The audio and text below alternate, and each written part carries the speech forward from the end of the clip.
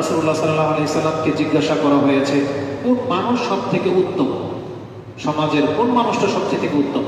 রাসূলুল্লাহ সাল্লাল্লাহু আলাইহি সাল্লাম বলেছেন, মান তালা উমরুহু ওয়া হাসানা আমালুহু, যেই ব্যক্তি বয়সেও বড় কিন্তু তার আমল নামার মধ্যে ইবাদতের মাত্রাও বেশি, তার মানে তার ভালো কাজও বেশি। একজন ব্যক্তি 5 ওয়াক্ত সালাত আদায় করতেছে 10 বছর বয়স থেকে, 60 বছর তার হয়ে গেছে, তার মানে 60 বছরের সালাত, 60 বছর সিয়াম রাখতেছে, 60 বছরের কোরআন তেলাওয়াত, 60 বছরের জিকির আজকার, কি হতে পারে আপনি মনে করেন?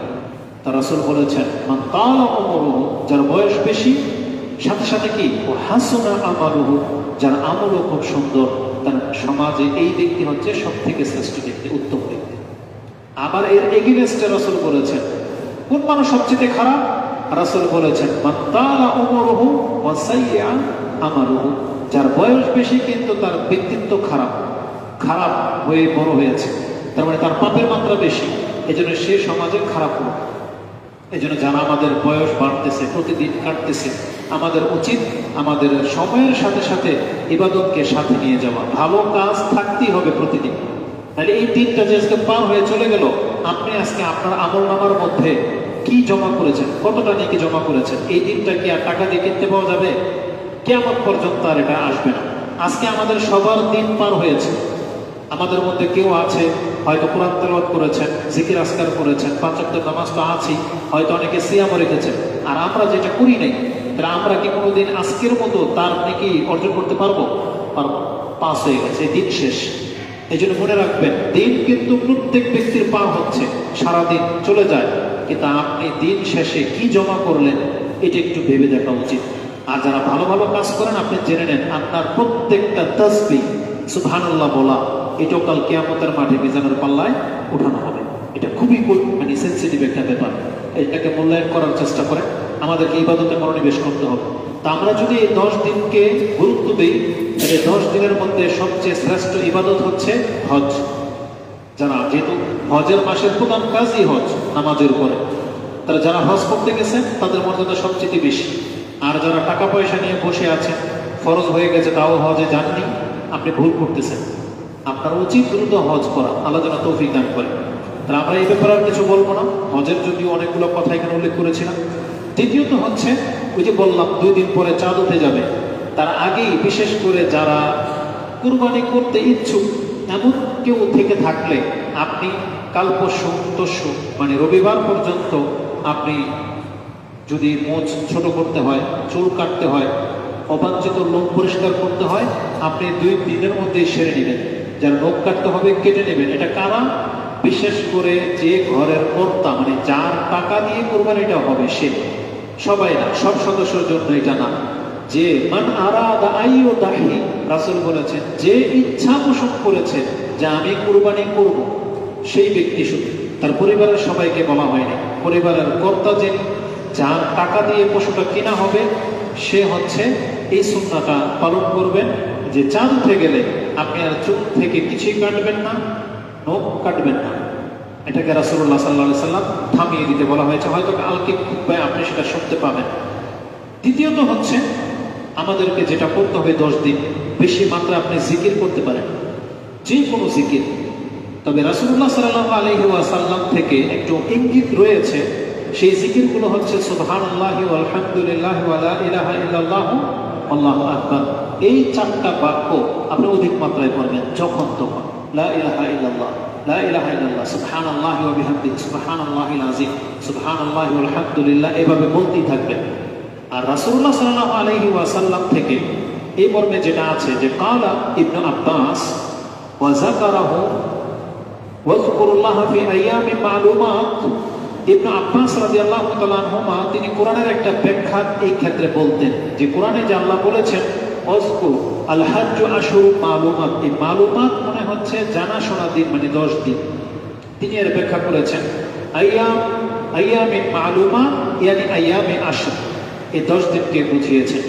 এই জন্য তিনি এই 10 দিন অধিক মাত্রা আল্লাহকে জিকির করতে বলেছেন। ওয়াকানা ইবনে ওমর ওয়া আবু হুরায়রা, ইবনে ওমর এবং আবু হুরায়রা রাদিয়াল্লাহু তাআলা আনহু থেকে আমল পাওয়া যায়, ইয়াখরুজানে ইলা সুক, তারা এই 10 দিন তারা রাস্তাঘাটে বাজারে যখন যেতেন, ফি আইয়ামিল আশর, এই 10 দিন ইউকাব্বিরানি ওয়া ইউকাব্বিরুন নাসু বিতাকবীরিহিমা, তারা উচ্চ সুরে তাকবীর পাঠ করতেন। কিছু কিনতে গেলে রাস্তা দিয়ে যাওয়ার সময় আল্লাহু আকবার, কিছুক্ষণ পর পরই আল্লাহু আকবার বলে ইঙ্গিত দিয়ে দিতেন। তাদের তাকবীর শোনার পর অন্যান্য মুসলিমরাও স্মরণ হয়ে যেত, তারাও আল্লাহু আকবার বলে তাকবীর দিত, সমস্বরে না। কিন্তু আমরা অনেক সময় বলি না, এরকম একজনের দেখা দেখি আরেকজন বলে, এইটা স্মরণ হয়ে যাওয়া। তো আপনিও যখন দোকানে যাবেন, রাস্তাঘাটে যাবেন, মানুষজনের ভিড় দিয়ে যাবেন, তখন সুবহানাল্লাহ, আলহামদুলিল্লাহ, আল্লাহু আকবার বলে একটু ইঙ্গিত উচ্চ সুরে আওয়াজ করে যাবেন, যাতে আপনার এটা শুনে তারও স্মরণ হয়ে যায়, তারা যেন গাফিলতি থেকে একটু সজাগ হয়ে যায়। এই কাজটা তারা করতেন। এটা ইমাম বুখারী রাহিমাহুল্লাহ কোট করেছেন। বিশেষভাবে তাকবীরের মধ্যে কোনটা প্রাধান্য দিবেন? রাসূলুল্লাহ সাল্লাল্লাহু আলাইহি ওয়াসাল্লাম বলেছেন, মা মিন আইয়ামিন আযামু ইনদাল্লাহি ওয়া লা আহাব্বু ইলাইহি মিনাল আমালি ফীহিন্না মিন হাযিহিল আইয়াম আল আইয়াম আল আশর ওয়া আকসিরু ফীহিন্না মিন আত তাহলিল ওয়াত তাকবীর ওয়াত তাহমিদ।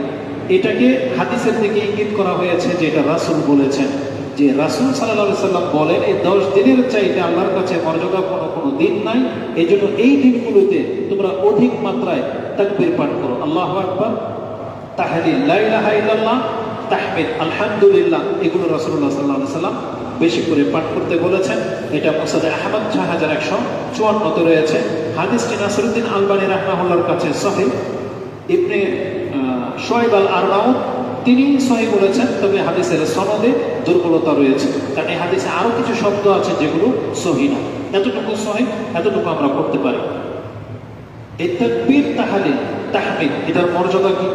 রাসূলুল্লাহ সাল্লাল্লাহু আলাইহি ওয়াসাল্লাম বলেছেন, আল্লাহ যদি কোনো ব্যক্তিকে পুরো পৃথিবী দিয়ে দেন, আর আমার মুখ থেকে যদি কোনো সকালে এই 4টা বাক্য উচ্চারণ করার তৌফিক পেয়ে যায়, আহাব্বু ইলাইয়া মিম্মা তালাআত আলাইহি শামস, রাসূল বলেছেন আমার কাছে এই সূর্য পৃথিবীর যত সম্পত্তির উপরে ওঠে তার চাইতে বেশি পছন্দনীয় যে আমি মুহাম্মদ সকালে উঠে বলবো সুবহানাল্লাহি আলহামদুলিল্লাহি ওয়া লা ইলাহা ইল্লাল্লাহু আল্লাহু আকবার। এই 4টা বাক্য উচ্চারণ করার তৌফিক পেয়ে যাওয়া, এটা আমার কাছে সমস্ত পৃথিবীর চেয়ে বেশি মূল্যবান। রাসূলুল্লাহ সাল্লাল্লাহু আলাইহি সাল্লাম এমনটা ব্যক্ত করেছেন। জিকির নিয়ে আলাদা বক্তব্য আছে, আমরা ওদিকে যাব না। শুধু একটা হাদিস আপনাকে স্মরণ করিয়ে দিই যে আল্লাহর জিকিরের মান কি। রাসূলুল্লাহ সাল্লাল্লাহু আলাইহি সাল্লাম বলেছেন, মা আমিলা আদামি আমালা আনজালাহু মিন আযাবিল্লাহ মিন আযাবি মিন যিকরিল্লাহি তাআলা, মানুষ আল্লাহর আযাব থেকে বাঁচার জন্য যত ইবাদতই করুক না কেন, কিন্তু আল্লাহর জিকিরের চেয়ে অন্য কোনো ইবাদত তাকে আল্লাহর আযাব থেকে এত দ্রুত বাঁচাতে পারবে না। তার মানে আল্লাহর জিকির যত দ্রুত আপনাকে আযাব থেকে বাঁচাবে, সেটা অন্য ইবাদত আপনাকে এত বেশি বাঁচাতে পারবে না। এক্ষেত্রে জিকির আগে বেড়ে যাচ্ছে। তার মানে আপনি যখন কন্টিনিউ জিকিরের মধ্যে থাকবেন, এটা আপনাকে আল্লাহর মানে মুক্তির, নাজাতের বেশি নিকটে নিয়ে যাবে। এই হাদিসটি ইমাম সাহিহ আত-তারগিব ওয়া তারহিবের মধ্যে উল্লেখ করেছেন, যেটা আপনি 1497 পেয়ে যাবেন। তারপরে বলেছি সিয়ামকে প্রাধান্য দিবেন। যদিও আমাদের মাঝে অনেকে আছে যে টানা 1 থেকে 9 দিন সিয়াম পালন করবেন, যদি সম্ভব হয় করেন, তবে রাসূলুল্লাহ সাল্লাল্লাহু আলাইহি ওয়াসাল্লাম থেকে এমনটা প্রমাণিত না। একটা হাদিসে আছে যে রাসূলুল্লাহ সাল্লাল্লাহু আলাইহি ওয়াসাল্লাম তিনি 9 দিন পুরা সিয়াম রাখতেন, কিন্তু হাদিসের মানটা অতটা সহিহ না। কেন রাসূলুল্লাহ সাল্লাল্লাহু আলাইহি ওয়াসাল্লাম ইয়াসুমু 9, বলা হয়েছে 9 মিন যিলহিজ্জা ওয়া ইয়াউমি আশুরা ওয়া সালাসাতা আইয়ামি মিন কুল্লি শাহর। এই মর্মে যে হাদিসটা আছে ইমাম আবু দাউদ এবং নাসাঈতে কোট করেছেন। শুআইব আল-আরনাউত তিনি বলছেন হাদিসটা দুর্বল। আয়েশা রাদিয়াল্লাহু তাআলা তিনি বলেন, আন্না নবী সাল্লাল্লাহু আলাইহি ওয়াসাল্লাম লাম ইয়াসুমুল আশরা, এই 10 দিন টানা রাসূলুল্লাহ সাল্লাল্লাহু আলাইহি ওয়াসাল্লাম সিয়াম রাখতেন না, এটা প্রমাণিত না। কিন্তু এই হাদিসের 2টা ব্যাখ্যা করা হয়েছে। এখানে আয়েশা রাদিয়াল্লাহু তাআলা যেহেতু বলেছেন আল আশরা বলতে কি তিনি জিলহজ মাসের 10 দিনকে বুঝাইছেন নাকি শুধু 10 তারিখের দিনকে বুঝাইছেন, এটা নিয়ে ইখতিলাফ হয়েছে। তাহলে যদি জিলহজ মাসের শুধু 10 তারিখে বোঝানো হয়ে থাকে, তাহলে আমরা সবাই জানি যে ঈদের দিন সিয়াম রাখা যায় না। রাসূল নিজেও রাখেন নাই, আমরাও রাখতে পারবো না, কারণ আমাদেরকে নিষেধ করা হয়েছে। কিন্তু এই হাদিসের অর্থ যদি হয় পুরো 10 দিন, তাহলে আয়েশা রাদিয়াল্লাহু তাআলা আনহা তিনি বলেন যে আমি রাসূলুল্লাহ সাল্লাল্লাহু আলাইহি সাল্লামকে জিলহজের প্রথম 10 দিন টানা সিয়াম রাখতে দেখিনি। তার মানে এটা সুন্নাহ না। তবে যার পক্ষে সম্ভব 1 থেকে 9 তারিখ পর্যন্ত আপনি প্রতিদিন সিয়াম পালন করবেন, এটা আপনার জন্য জায়েজ এবং উত্তম।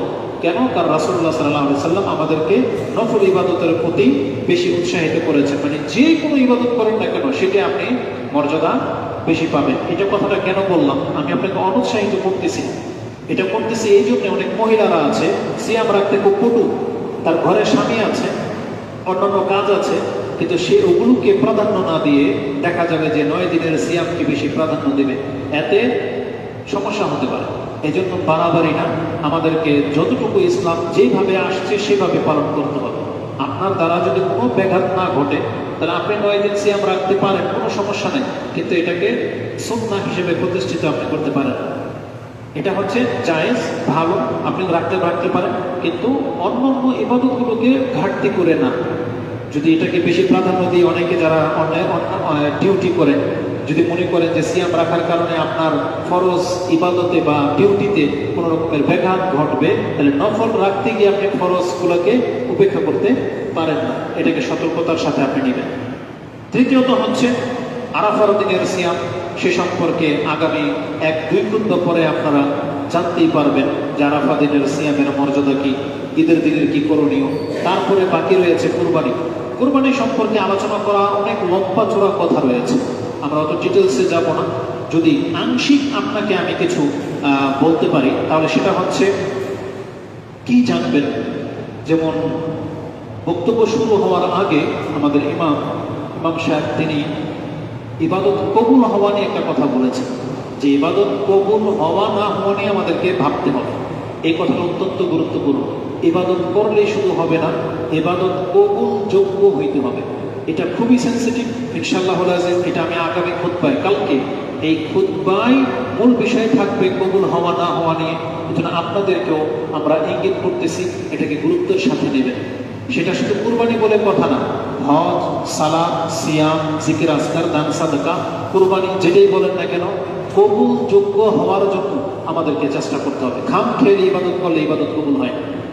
আর যেখানে কুরবানির বিষয়টা খুব সেন্সিটিভ, আপনি লাখ টাকা দিয়ে গরু কিনে আল্লাহর জন্য কুরবানি করবেন, সেখানে যেন কোনো প্রতিযোগিতা প্রাধান্য না পায়, সেখানে লোক দেখানো বিষয়টা যেন প্রাধান্য না পায়, সেখানে আপনার স্বেচ্ছাচারিতা যেন প্রাধান্য না পায়। আর সবচেয়ে বড় কথা হচ্ছে, দুঃখের সাথে বলতে হচ্ছে, আমাদের সমাজের বহু মানুষ আছে লাখ টাকা দিয়ে গরু কুরবানি করবেন অথচ নামাজ পড়েন না। আপনার এই কুরবানি কোনো কাজে আসবে না, এটি স্পষ্ট কথা আপনাকে বলা। বেনামাজের কুরবানি কোনো কাজে আসবে না। আপনি গোলামি করতে পারেন, খারাপই করতে পারেন ধর্ম নিয়ে, কিন্তু কিয়ামতের মাঠে আপনি সারসম্মত দেখতে পাবেন। কারণ আল্লাহ সুবহানাহু ওয়া তাআলা ইবাদতের জন্য মুসলিম হওয়াটাকে শর্ত করেছেন। আর বেনামাজি মুসলিম থাকে না, এটা স্পষ্ট বক্তব্যের মধ্যে পেয়ে যাবেন সালাফদের। এজন্য আমি মনে করি আপনি অবশ্যই নামাজি হবেন। নামাজি হয়ে আপনি কুরবানি করেন, হজ করেন, যাকাত দেন, দান সাদকা করেন, সবই আপনার জন্য অনেক বেটার ফল এনে দেবে। কিন্তু বেনামাজি হয়ে যদি যত দামি ইবাদত আপনি করেন না কেন, কোনো কাজে আসবে না। এই কথাটা খুব গুরুত্বের সাথে নিয়ে